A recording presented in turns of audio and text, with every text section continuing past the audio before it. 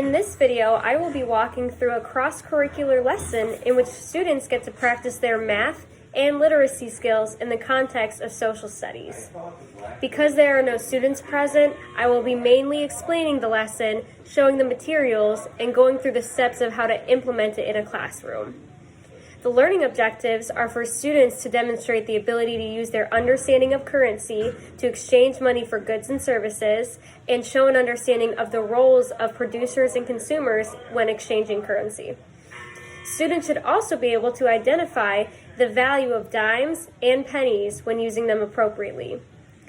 There will be a writing assignment afterwards with the target objective of using temporal language correctly, like first, then, next, and last, to recall their shopping experience.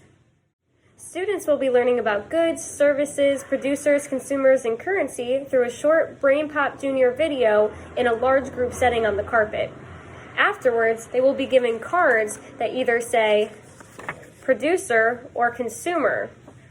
They can be colored to help differentiate better.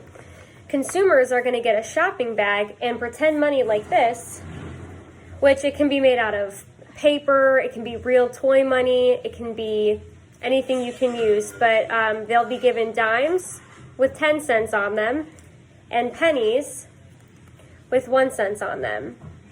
And to challenge those who are gifted or above grade level in math, you can also include nickels for 5 cents as an option.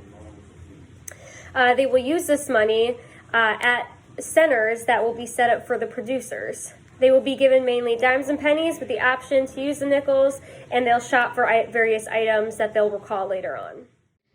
Students who pull the producer card will get to operate one of 5 shopping centers in which those who pull the consumer card will get to buy items from. These can include clothes, a dog walking service, books, sports, or fruit. Students who pull the consumer card will walk around the room to the different table groups that producers are at, and they can use the money they have to purchase these items based on how much they have. After 5 minutes, students will switch places so that every student gets to be a consumer at some point. Once you've done the exercise twice, students will go back to their desks and be given a paper that looks like this. On the paper is a word bank at the top with pictures of the items for students who need it or students who are English language learners. And students will write about what they bought in the correct order using temporal terms, first, then, next, and last, and have the option to share their work with the class after everybody is finished.